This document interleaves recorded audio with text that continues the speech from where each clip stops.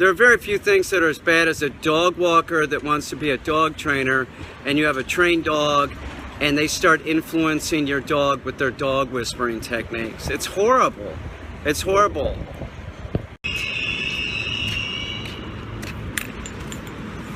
Oh, food trainers, you don't like the fact that I'm waving a cane in front of a dog? Oh, is that mean?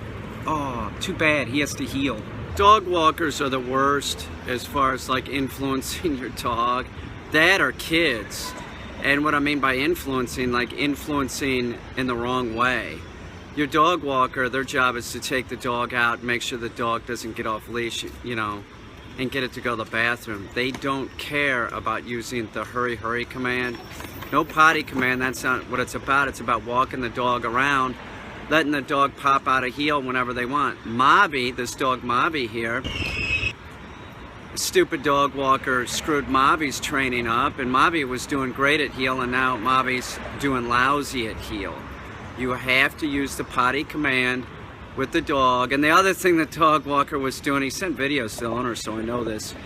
He had both leashes like wrapped together so that they were like a tandem, but it was like, do you understand, like one leash?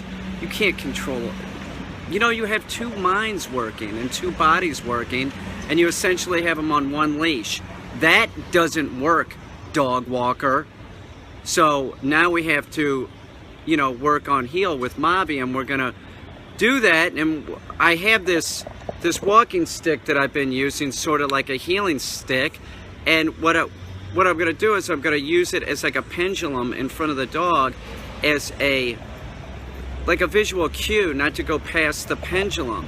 Cue to help the dog understand not to go in front. And we'll do this with other dogs too. We'll do this with Jane, and we'll do it with Bowser, and we'll just do this to help reinforce that heel is beside me.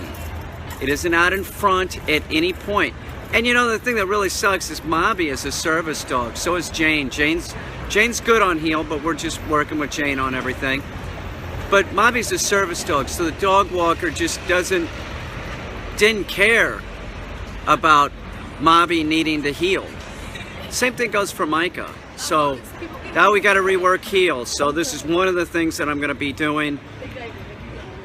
You know, another thing that I'm going to be doing with Micah when Micah shows up at the end of the month and Mobby is just walking literally miles with the dogs, making sure that they stay at heel. You have to do it. If you don't send the message to the dog that anytime you're walking it's on the left-hand side and at heel, it's just going to do whatever it wants. If you don't use a potty command and you just let the dog sniff around, it'll start doing like Mobby. I'm walking around and Mobby will start lunging because he wants to go over and pee or smell something. Do you understand?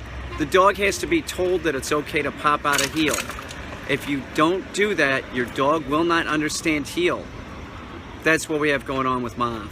You can use a healing stick to do the same thing. If you notice, we're right next to a wall, so we're controlling the space that Mobby's walking in. We're making sure that Mobby doesn't get too far out by passively using a wall. And I'll walk with him, and I'll take the healing stick, in this case the walking stick, and just swing it in front like this. Heel. Here. Watch this again. Heel. Now heel. Just swing it in front. It's helpful. You have to do certain things, and in this case we have to get Mobby to heel before he goes home. You know? But where we're reinforcing this with Jane, and we're reinforcing heel with Bowser too. And we're using the same method. Use walls. Walls help train dogs. You know, and on the subject of children, even like a dog trainer that has kids, they have to monitor the situation because they know that they don't want their kid teaching the dog something stupid and reinforcing that. Dog walkers, children, use your children or your dog walker to walk the dog at your own risk.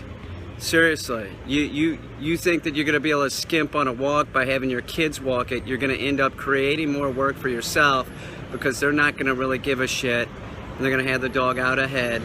A dog walker will do the same thing. It's the adult's dog, it's the adult's job to make sure the dog is trained and that nothing happens, you know?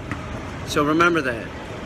If you're using a dog walker, be prepared. It's gonna throw a monkey wrench in your dog training. This is Caine, and we're doing the exact same thing. We're reinforcing heel, and I'm using my walking stick to do this. Now, like I said, you could use a healing stick, you could use a cardboard tube. You don't want to hit the dog with the object. That's not what it's about. We're using it as a visual cue to the dog to stay at heel.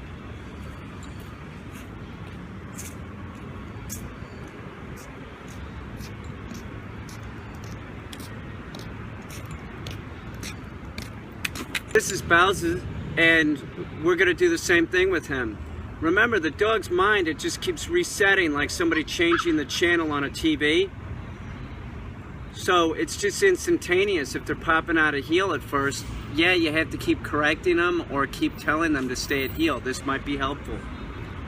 Just swing it like a pendulum, like this, right in front of the dog.